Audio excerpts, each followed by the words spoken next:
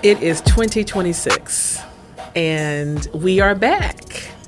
And if you had told me in 2025 that we were going to be able to be back, I may have been suspicious about that. So even though we see around us that things are increasing in so many ways, I'm feeling a little bit more settled and okay.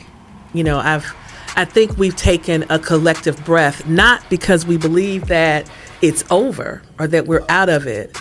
I think that the breath that we are taking collectively this year is indicative of we know we are going to survive. And so we enter 2026 with our fans in our hand, you know, having rested, having been involved and active, entering 2026, knowing that we are going to survive. Is that how you feeling?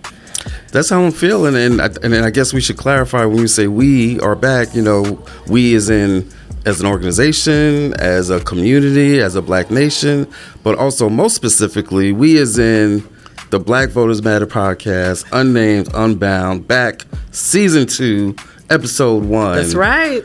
And Sister April kicking us off, setting the stage for where we're at and what we're feeling. And I agree. You know, I mean, we came out of 2025 in some ways worse off than some people may have thought or expected, right? Some people were like, oh, this second Trump term is going to be any worse than the first. In some ways, no matter how you look at it, right? Yeah. There are things to look at to say 2025 was rough, but here we are in 26.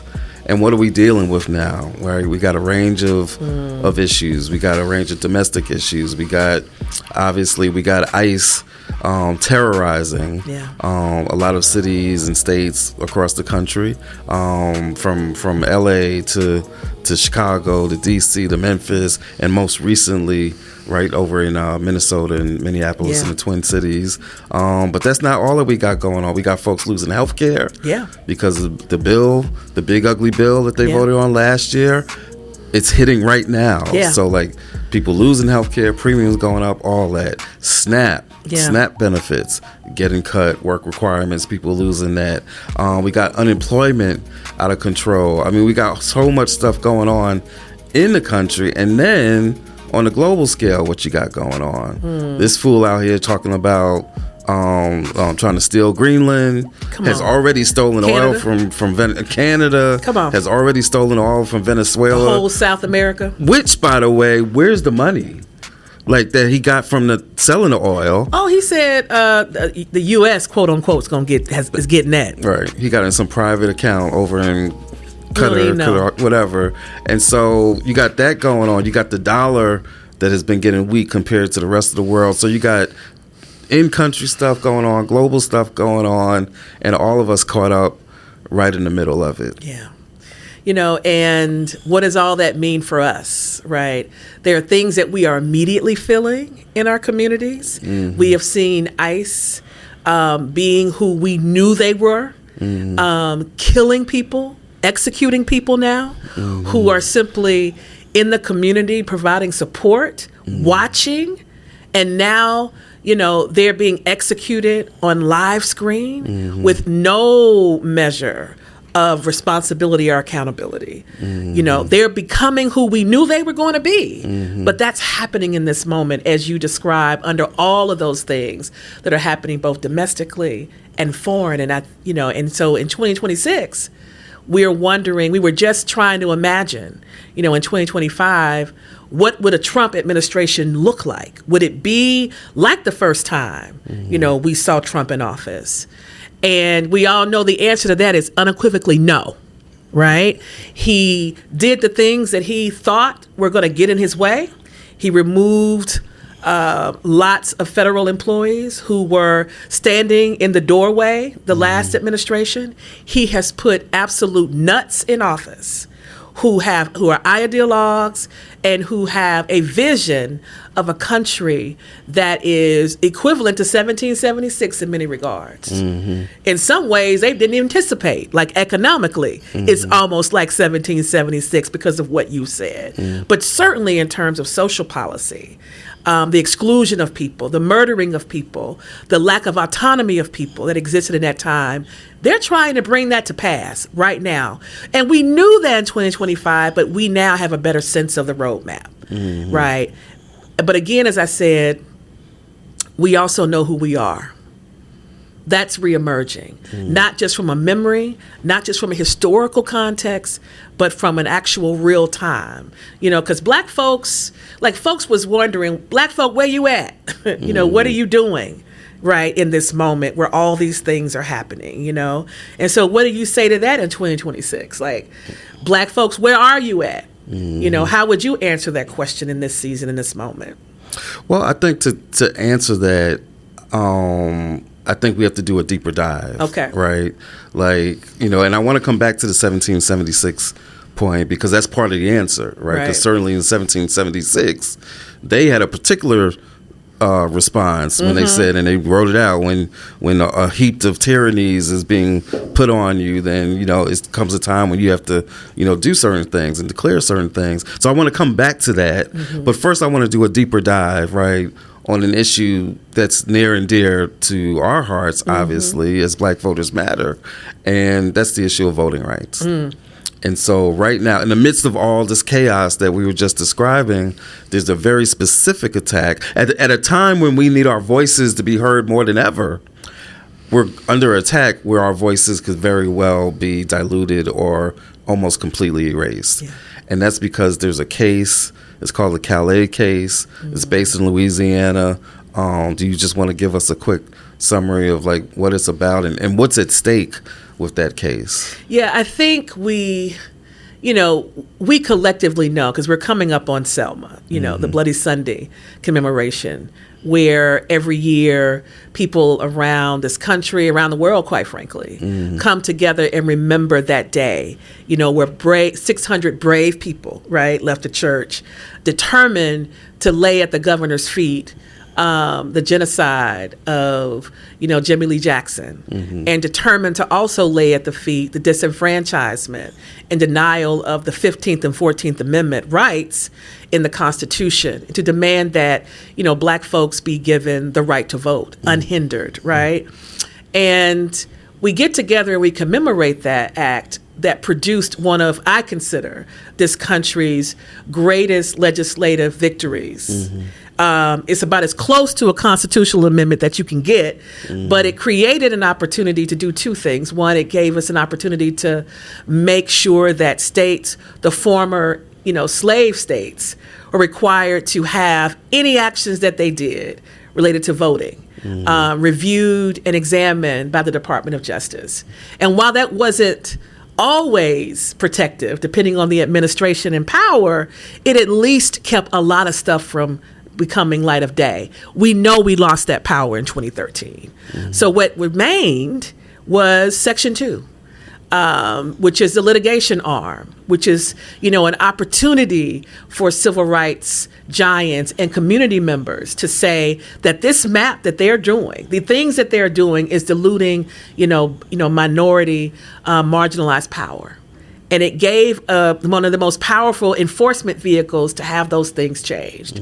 Well, we know in the Calais decision, which is what you just talked about and referenced, and why it's important to our community, because they are now trying to examine, right, whether or not they, being the Supreme Court, trying to examine whether that act within itself, right, that section, the ability to challenge a state's acts to determine if it is discriminating against Black folks and diluting their power, is in and of itself unconstitutional under the 14th Amendment. Now, that's insane, right? The proposition that the ability to challenge states who historically have denied our unfettered right to the ballot and its power to determine who our representative is constitutional is insane. Right. Especially when you give the context of they're trying to use the 14th Amendment, which was created during Reconstruction, right after the 13th, which abolished most forms of slavery, not all, but the 14th Amendment had one job. One job. One job, and that was to protect our rights. It was to protect the rights of those who had been previously enslaved, to protect citizenship, equal protection, and it was focused on us. And so now today, for them to use that or try to use that same amendment to say, wait a minute, you can't look at race in trying to deal with this gerrymandering and to try to get black folks in a state like Louisiana, which for those who don't know, black folks make up almost a third of the population in Louisiana. But out of 6 seats, 6 congressional seats, black folks only had one where we could pick a representative of our choice. That's 1 out of 6. Whereas our population demanded that it should have been 2 out of 6. Right. So that's what came about. That's the new map that was drawn, and that's the map that's being challenged in this Calais case. And they're saying that because race was considered in any way that it violates the very 14th Amendment, which was meant to correct racial harm. Insane. It's just insane. Right. And, the implications go beyond Louisiana, right? And that's what we've been talking about for the past 3 months, through the report that we did, with Fair Fight and, just trying to let people know what are those broader implications that can have an impact, not just to Louisiana, but to other states that have seats that are protected by right now the Voting Rights Act, at the state level, right? At local levels, like this particular case can affect our representation in this country, which is supposed to be what? A representative democracy. Right. So how you determine what happens to resources, how you share in power is determined by who represents you. Right. And so when you think about the Calais case and you think about its ability to allow these rogue and racist state legislatures to draw lines and keep us out of our say so in what happens in this country at the federal, at the state, and even at the local level, right? Because that's what's been implicated right now with this case. And that's why it's important for us to be thinking about this right now as we enter, because we know there was a strategy. We know that Project 2025 was a strategy, right? That they knew that they were going to try to pull whatever levers of power that they had to not only dilute us, right, but prevent us from being able to be a real force in this representative democracy that they have in America. And so the Calais decision is like one of those levers that they're pulling that we must respond to as well. And just to give folks a sense of the scope, and like you mentioned those reports that we did, and we'll include links to those reports in the captions or wherever we're going to put them, but the summaries of those reports, bottom line, at the federal level, 19 seats that could be impacted almost right away by mainly southern states that almost overnight could rewrite these maps. They already doing it. Because they're already doing it. Right? It's not speculation. They're already doing it. Places like Texas, places like North Carolina, Florida getting up in the mix. We know some places outside the South, Missouri, Ohio. And so 19 seats that could be wiped out at the federal level. That could entrench like a permanent one-party system, right? Basically, and then at the state level, which is just as critical because it's actually the states that draw these lines, the state legislatures. At the state level, the impact is even bigger. 140 seats that could be wiped away. Just like these are predominantly black seats, seats that are held by black folks. In some cases held by Latino members or members at the congressional level, the Hispanic caucus, but largely these are seats held by black folks, voted on by black communities that would no longer have a voice and an ability to be able to pick folks that represent our communities. And I know that we have critiques about voting and what it can do. And we have real critiques about, representation, right? That even under this system, we vote in people and we often don't get the things that we want. Right. But they are trying to create an environment where you don't even get that. Right. You won't be able to hold anybody accountable. Right. Because even when we have representation that don't do what we want to do, we can do something about it. Right. And so this Calais decision and this rogue behavior from all these courts and these state houses could even make it so that we can't hold people accountable for not doing it. So if I'm hearing you, what you're saying is even if I'm not fully understand, or I don't really, this representation. I don't care how many members there are of the Black Caucus, right? All I care about is, like, I want housing to be more affordable. Exactly. How does this impact that? If I care about, like, jobs, like black unemployment is going up, you talking to me about this redistricting, like, what's the connect the dots for folks? And I think that's what we got to start talking about, right? Because, every year, your state level government, your local government, whether it's the county or the city, and definitely the federal government, what are they doing? They're meeting and talking about what we gonna do with the money that you put in the pot, right? When you pay your taxes, whether you pay it through income taxes, whether you pay it through state taxes, whether you pay it because you go into the grocery store, right? And you get taxed at the end. All of that money is going into a pot. And these folk at the federal, state, and local level are deciding what to do with it, right? So if you want something done for housing, if you want policy that makes it easier for you to buy a house, to get assistance, right? To make it so that there's more housing available. That's policy, right? Somebody is going to create a law to make that happen. If you're somebody who just simply wants the roads changed in your community, you want to see them cars go up and down the road and change it and fill it because it's got so many potholes. Guess who's deciding that, right? That municipal government, your city council, your mayor, your county commission. And sometimes even the state level is deciding what goes to cities. If you want your schools to look better, right? You want the teachers that you have in those schools to be resourced. You have a disabled child, right? And you want to make sure they get the related aids and services. That's coming from that pot of money that you're paying into. And those folks are deciding what to do with it. What if you want some salt on your road? If you want some salt, you got an ice storm coming. Right. If you got some ice on the road right now, right. You saw all these mayors, coming on TV. You saw all these county governments. Guess where that money is coming from? And guess who's deciding what community is actually going to have that ice and that salt, right? Or those snow blowers in their community. Those folks who sit on those seats are deciding things that impact your entire life. Your entire life. And so we have to be concerned, right?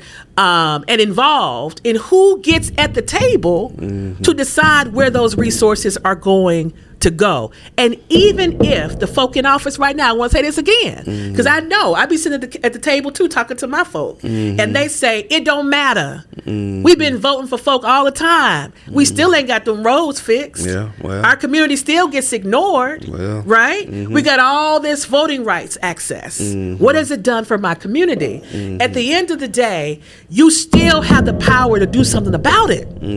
You can get rid of that person based on the Voting Rights Act, right? But what they are talking about is even taking away that chance to challenge those people who aren't doing what they said they were going to do when you brought them in office, right? So I just, it's so very important. I can't say it enough. I understand the angst that comes from electing somebody who ain't doing nothing. I'm going to say it, ain't doing shit. But I also understand the consequences of not having the opportunity to do it at all. Right. Both of those universes can exist. Both of those universes hurt us, particularly. So let's say you've convinced me, right? You've convinced me, okay, this redistricting thing matters. This Voting Rights Act thing matters. What are some of the solutions? Because we like to get into some of the solutions, right? And so there's federal legislation that we fought for, right, all throughout 2021, 2022. I got arrested 5 times trying to get it right. That legislation is still out there, right? Talking about the John Lewis Voting Rights Act, talking about the Freedom to Vote Act or some version of that act, talking about DC statehood, right? And so that federal legislation is out there. But, talk to me about like the other levels, because a lot of people don't know that, well, even if we don't get the federal stuff, we can also push at the state level, right? Something big just was done, or at least was introduced in Mississippi just the other day. Talk to us about this states level action that could be taken. There's so many things that, we can do. And, I think we've come to the place where we've said that, well, as an organizer, right, as an organization, and as an organizer ourselves, we spend time talking about things like voting, right? Elections. And, we say it all the time that elections ain't going to get us our liberation. But what can it do? It can reduce harm, right?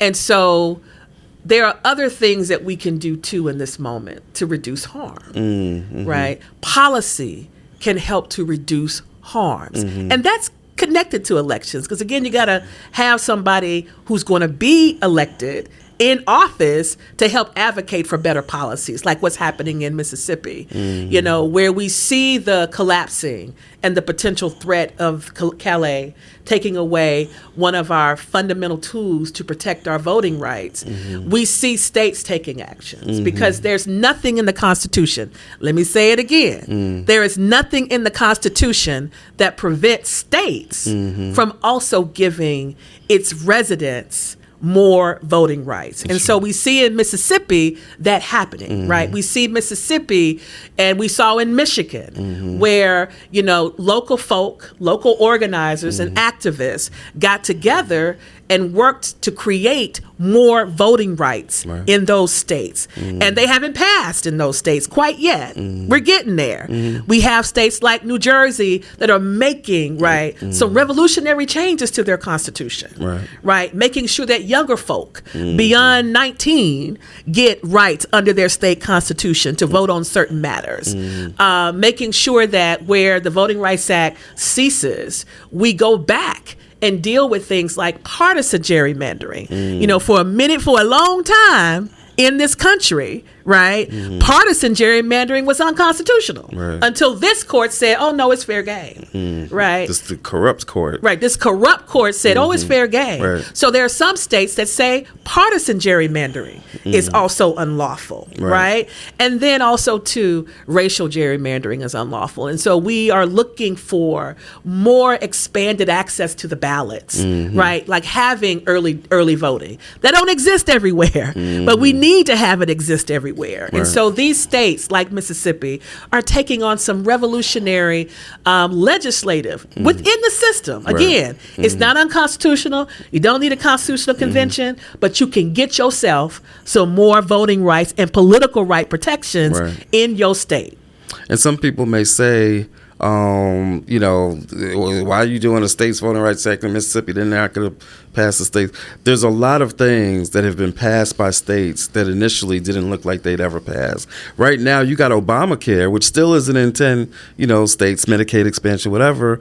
But that number used to be higher, like 25 states or 30 states. So even some of these red states have passed it over the years. And so sometimes you introduce stuff just to get the conversation going, to get it on the table, to create the pressure, to create the public support. So all of these states where we have folks can be introducing a Voting Rights Act. And by the way, we got a whole series on states' Voting Rights Act, some videos that our friends at LDF put together that we're going to be doing on our social media pages. So be on the lookout for that. So we talked about the federal legislation. We talked about state legislations. Let's talk just for a second about like future, like if things go wrong and we're not going to accept that, but like what are some other models that we might be able to use to get to better representation?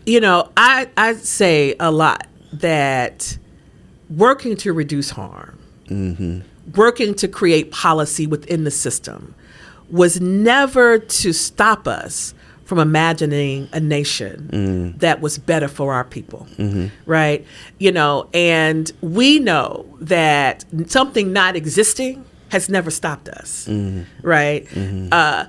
Making slavery being, illegal didn't stop us from leaving and going into a liberated territory until this country said slavery was, was unlawful. It didn't stop us. Right. We know for a fact that even before the Supreme Court would enforce the 14th Amendment and say that states could not create these, barriers through Jim Crow laws to vote, it didn't stop us from organizing ourselves, going into places that said we couldn't go into. That's right. Riding on, in the presence on transportation or public accommodations for us to go places. It didn't stop us, That's right? So first of all, the legacy of black folk in this country has never been to say, well, it don't exist and it's hard, so therefore we must stop. Right. Our history has been the opposite. We have been creating and making this country become new since we got here. That's right. Right? That's right. So that legacy should never stop. And so as we've been working to reduce harm,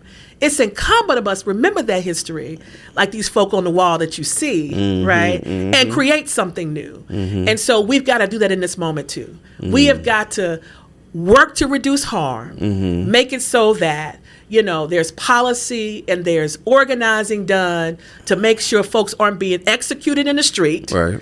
are not able to eat, right, be housed, Right.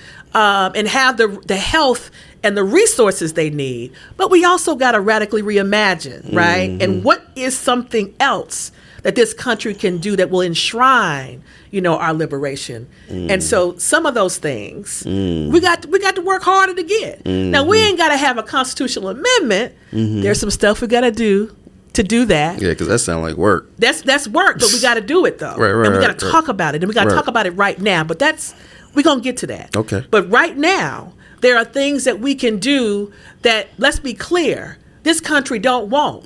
Sister Lonnie Guinier understood that, right? Because she was talking about certain democracy tools that could increase our representation and political power regardless of the Voting Rights Act, right? Like proportional representation. And we have got to start talking about it. That's right. And not just talking about it. We have got to, pursue opportunities to bring it to our community, because that has a way of also increasing our power in this country. And let me be clear. Okay. Right. They knew that. They being those who don't want to see us be liberated. Right. In 1982, when they were talking about the Dole Amendment, right, making the Voting Rights Act more powerful, Okay. it came up. Okay. Right, it came up. And they were clear, right, that we're going to make Section 2 more powerful and give you a little bit more protection, because we're not going to require just intentional discrimination, right, which means we're not just going to require that they call you nigga and then mistreat you. Hard R. Yeah. Right? Yeah. We're going to say that if it has an impact, right, if we look at the numbers and whatever this rule is impacts your voting rights, Right. largely, predominantly, as a black community, we can also determine that you are being mistreated. Okay. Right? Okay. But what they were clear about in those discussions were, we're not talking about making it so that there's guaranteed representation, right, for black folk, Right. or anybody in this country, Right. except us quietly, Right. So Lonnie Guinier knew that when she, evangelized this issue, got her in trouble. Remember, she was up to be the new Department of Justice Secretary of Civil Rights, and they demonized her for this very topic. It says she was dangerous. It was dangerous. Right. And so for many, it'll still be dangerous. But as I said before, it's never stopped us. That's right. From running into the burning building. You teaching. Yep. Yep. So proportional representation is a tool that we've got to start talking about, and I think we might start doing some stuff about it, right? I think so. I think we might be able to make it happen a couple of places where we don't have the representation that we should have at the local level, even, right? But that using this kind of a system and just to make it and real, why does that system work to help us? Because it structurally means that you create these districts and you create the number of representatives. So in some cases, you actually may wind up increasing the number of representatives in a particular area. But because you're appointing the power proportionate to the votes. So instead of it just being a winner take all, like we are used to, you got to get 50% to win, right? In fact, we were in a conversation the other night where somebody said, well, if somebody gets 50% and somebody else gets 30%, then the 30% is just a loser. And part of what we said is, well, no, maybe we flip the way we even think about it and say the person who got 30% won 30% of the votes. But the way that the system we have now says if you don't get that 50, if you're not the first past the post, then you get nothing. Right. And it creates a system, which is what we have, where those who may represent 49% get no voice. And so proportional representation and systems like that say if this candidate got 30% of the vote, or this party got 30% of the vote, then they should get 30% of the seats. And if you have that kind of a structure, then what can black folks do? Even though it's not being defined by race, if we vote as a block, which we do. Yes, we do. Then we can guarantee that, you know what, even though we only got 40%, we're going to get 40%. We can still get the same objectives of the Voting Rights Act discussion, but not doing it explicitly based on race, using it because the very structure, the rules of the game say that our vote, even in a minority situation, that we need to get some representation, right? Oh, amen. And so... Who don't want that? Right. Right? Like, I mean, who don't want to have guaranteed representation at any of these levels? Right. And so sometimes, I mean, you know, we always think about the federal system, but maybe we could do it in the local system, right? You know, see how it works for us. The bottom line is give us more power. Right. Now, we're talking about a structural change, and there are other structural changes, as you said. There's structural economic changes we need to be talking about, right? There's structural legal changes, the nature of the Supreme Court. There's a lot of structural changes. We're in discussions where people are like, do you really need to have a Senate? Or can you get rid of the Senate and just have one chamber, right? Yes. You got to fix that chamber and make sure that one's working, but that you could have one. So there's all these structural things, right? But if we try to have this conversation as folks are getting shot, you know, by ICE and round up and detained and sent other places, like, do we have the time, you know, to do both those things? Yes. And then even if we're doing both of those things, like, what are the tactics that we need to be engaged in? Because to fight what we are up against now, this fascism, and it's not a new fascism, it's not a German fascism. All fascism started in the U.S. because everybody else learned from the U.S. The way that the indigenous were done and the way that black folks were done. Literally, the Nazis studied U.S. fascism before they came up with their own. So this ain't new. But the reality is, new or not or whatever, to fight it, we can't just text bank. We can't just phone bank. No. The other day, there was a general strike in Minnesota. Supposed to be one Friday. It's supposed to be another one coming up, depending on when this airs, right? It may actually have happened by the time we get this out. But there's supposed to be another one. There's discussions about having general strikes all across the country, right? Yes. And so what are the, you know, one, how do we balance all of that? How do folks? Because somebody listening right now has got to be thinking, well, damn, I gotta vote. I gotta fight for this voting rights stuff. I gotta figure out how to feed my folks. Now you want me to general strike? Like, how do we balance all of these things that are all necessary? Yeah, you know, we can do hard things. So I'll start there. We can do hard things, and we must do hard things. But the good news is there's so many of us, right? There's so many of us in our community. You know, there's so many of us in our ally communities. There are so many people in this country who believe in what we believe. So we first got to know that. Right. We got to know that. Let that sink in, that the majority of people who stay in this land believe the way that we believe. And I'll just believe that all people, right, are entitled to a good quality life where they can determine their destiny. And majority of us believe in that. So when we think about that and we think about ways that we can all work together, then we can figure out how to attack all these fronts. Because we've got to respond to this moment, right? We can't pretend, like we started out with. We knew what happened in 2025. Right. That's in our front. It's in our past, but that memory is ever present. Right. And so we've got to respond to that. We're being attacked right now by a rogue federal government. That's right. In the streets. We can't ignore that, right? We are being attacked by oligarchs who have seized all of these platforms and are putting out their trash all the time. Right. We got radical white supremacist pastors every Sunday now, right? Evangelizing to their whole, congregation about their need to be a soldier. Now, get this. In the name of Jesus, to kill or demonize or marginalize or oppress Black, brown, indigenous, and other folks from other lands. Right. So all of these resources, and then all these corporations have gladly, got on board. Right. We thought that there were going to be some who were going to hold the line. Right. Well, we've known 2025 showed us that they are not.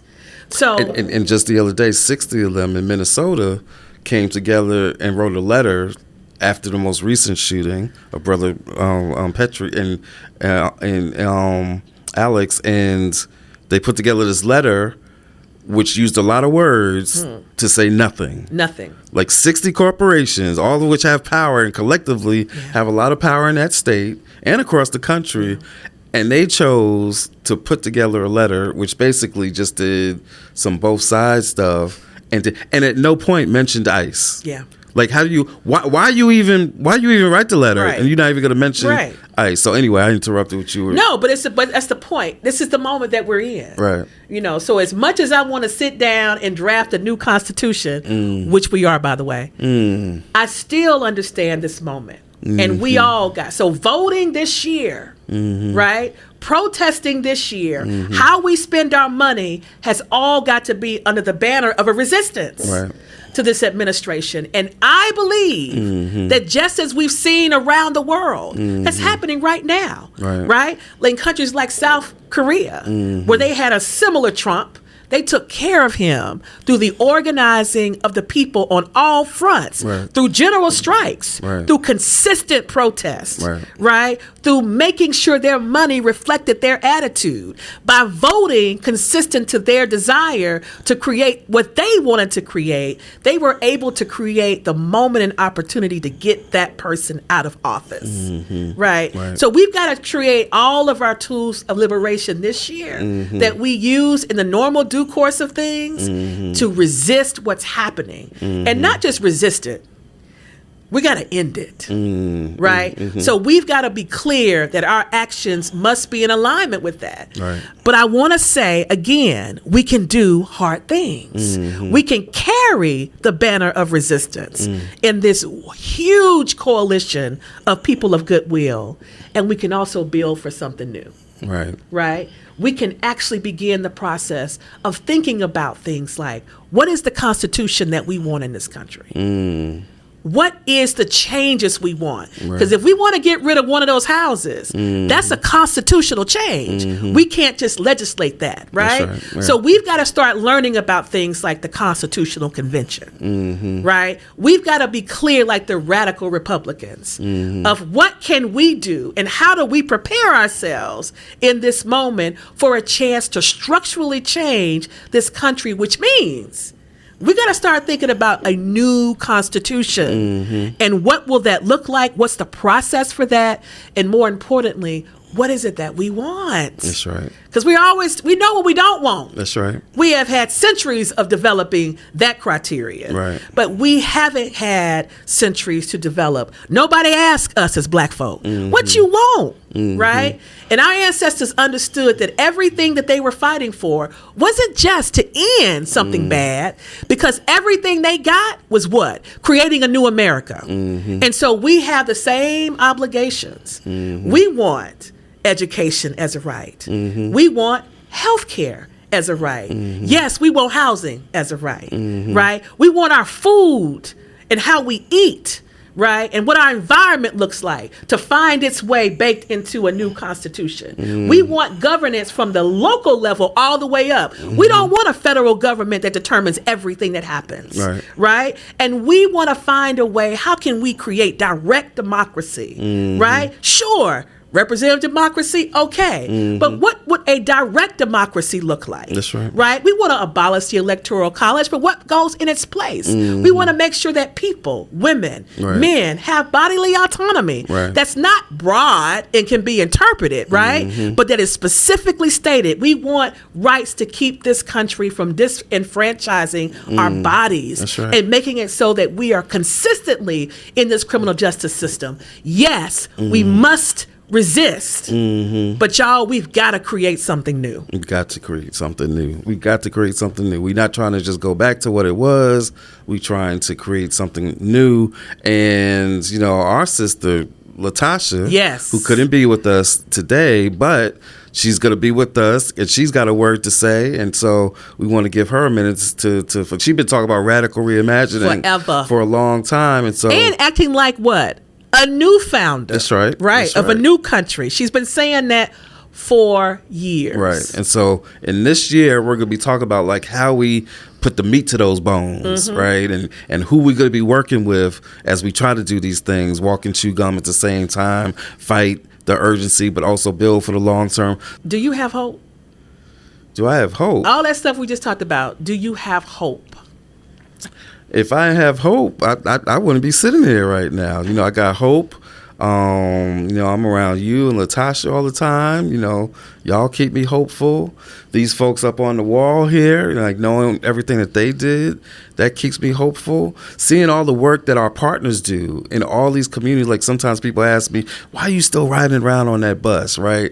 And when I'm going up and down those little bus stairs, sometimes I ask myself the same question. But the reality is I get to travel around. I get to see these 600, 700 partners that we got across these states where we do all this work and we support this work. They give me hope. Our partners, these organizers, a lot of whom are organizing on shoestring budgets. Amen. That's why we started this fund, Black Voters Matter Fund. But they are out here doing the thing, and that gives me hope. Seeing what the folks in Minnesota are doing, that gives me hope. I was watching a video the other day of one of their protests or the vigil that they were doing, and they were singing "Stand by Me," and then a chant started going, saying, oh, what was it? Like the People United.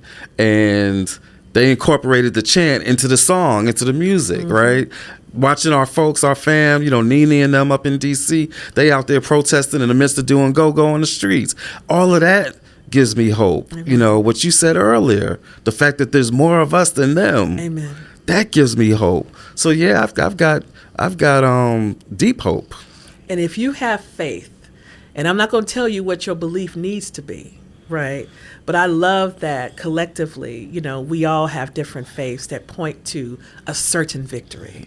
So in this moment, you know, I just hope we all pull on those faiths and we remember that we have certain victory, that all the stuff we didn't talked about, right? We, you know, centered the moment, talked about what the hell is going on, but you know, we know that this sentence is punctuated with a victory.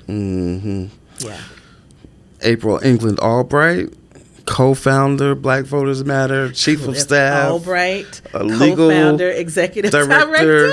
Motivational speaker, faith leader, designer of a new constitution. Thanks for joining me and having this discussion right here on Unnamed and Unbound. If you enjoyed the discussion, if you got anything out of it, like it, comment, share it with a friend. Tell somebody that they need to be tuning in to the Black Voters Matter podcast, and check us out on the next one. We got a lot of resources that we could be posting in the links, a lot of resources to stuff about the Voting Rights Act, stuff about the protesting, stuff about general strikes, stuff about how to record ICE and whatever law enforcement is out there doing what they're doing. There's a lot of organizations that have been coming together, putting together some good stuff. We're going to be trying to share as much as we can, and we're going to be working on this all throughout the year, even as we're mobilizing folks to vote in this midterm, right? And so lots for us to do, lots for you to do, lots of ways for you to get involved. Check us out next time, Black Voters Matter podcast, Unnamed, Unbound. Can't stop, won't stop.